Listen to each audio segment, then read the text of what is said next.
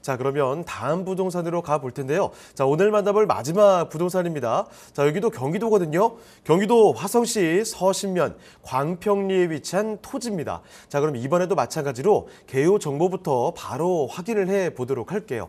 자, 그럼 이사님, 화성시 서신면 광평리의 토지, 일단은 개요 정보가 어떤지부터 짚어주실까요?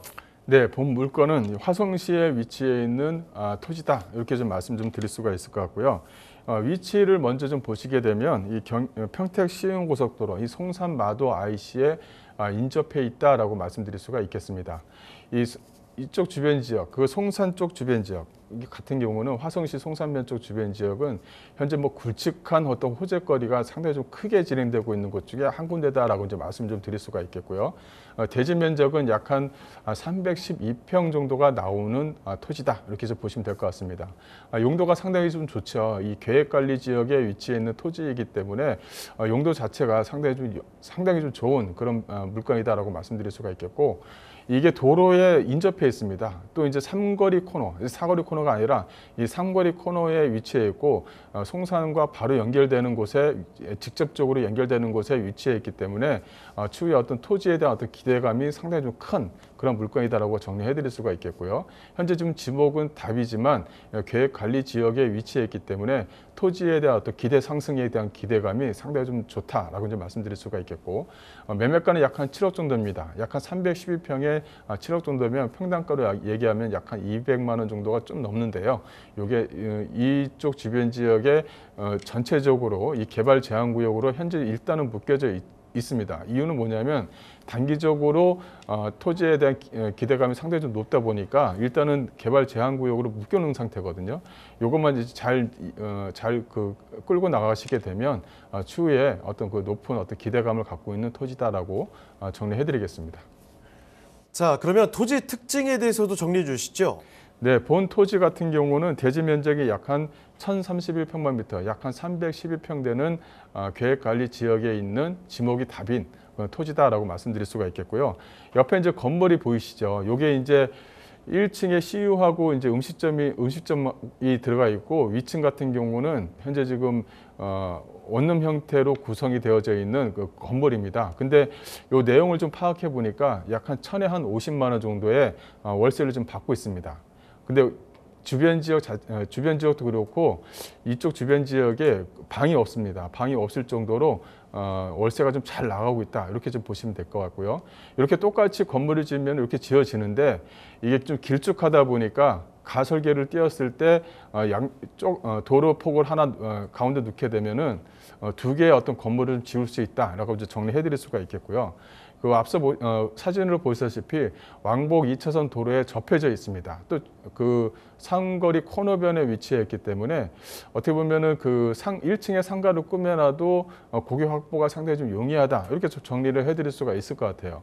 그래서 이런 어떤 그 본부 토지가 있는 주변 지역뿐만이 아니라 그 단기적인 어떤 그 토지에 대한 어떤 기대감이 상당히 좀 높은 그런 땅에 위치해 있다라고 정리를 좀 해드릴 수가 있을 것 같습니다. 자, 그러면 이어서 입지와 호재까지도 설명을 해 주실까요? 네, 본 토지는 평택 시흥 고속도로 이 송산마도 IC에 인접해 있다라고 이제 말씀 좀 드릴 수가 있을 것 같고요. 이 화성로라든가 전곡 항로, 이 마도로에 인접해 있기 때문에 도로에 대한 어떤 그 접근성이 상당히 좀 양호합니다. 또 도로의 어떤 접근성이 직결로 또 연결되는 부분이 있다 보니까 주변 지역의 여건에 따라서 가격 상승에 대한 기대감이 높다라고 한 번 더 말씀 좀 드릴 수가 있을 것 같고요. 또 주변 지역을 좀 보시게 되면 뭐랄까요, 이게 테마파크가 조성되어져 있는 공원이라든가 이 편의점, 또 주변 지역의 우체국이라든가 대형마트들이 인접해 있기 때문에 주변의 여건 시설은 뭐 그렇게 크게 나쁘지가 않습니다. 주변 여건도 상당히 좀 양호하다라고 이제 말씀 좀 드릴 수가 있을 것 같고요.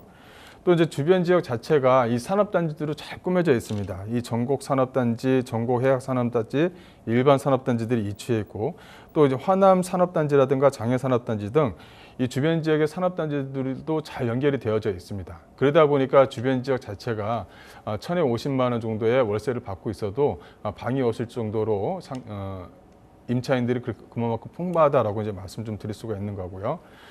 빼놓을 수가 없는 것이 있죠. 바로 이 송산 그리티 사업입니다. 앞서 말씀드린 대로 한과 직결로 연결되어져 있는 부분에 본 물건지가 위치해 있기 때문에 어떤 토지에 대한 기대감이 높다는 것이고요.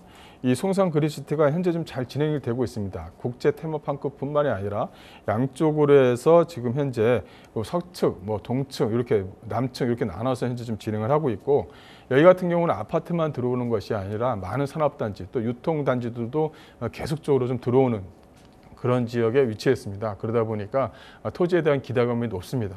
토지에 대한 기대감이 상당히 좀 높다 보니까 이렇게 올해 2023년도 1월 1일 날에 본 토지가 이 개발 제한 구역으로 묶인 겁니다. 그래서 1년에서 2년, 3년까지 일단 재발 계획으로 묶여놨다가 이제 풀리게 되는데요. 그만큼 토지에 대한 기대감이 높기 때문에 이게 제한구역으로 이렇게 묶어놓은 겁니다. 그걸 좀 알고 토지를 좀 보셨으면 하고요.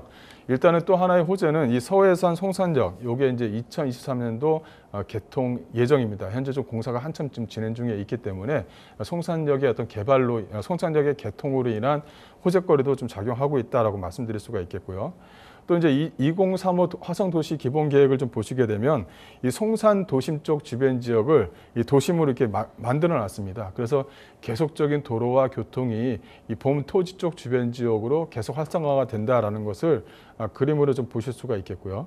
또 하나 좀 빼놓을 수 없는 게 화성 쪽에 이제 경기 남부 국제공항이 현재 개발이 현재 지금 추진 중인데, 요거는 이제 계획을 잡고 있는 겁니다. 그러니까 이제 국내선을 좀 많이 없애고 국제선을 좀 만들자, 이제 이런 내용들이 좀 많이 있기 때문에 김포공항 등 이 국내선을 없애고 국제선을 만들어내게 되면 그만큼 많은 호재로 인한 어떤 집가 상승에 힘을 받을 수 있다라고 정리해드릴 수가 있겠습니다.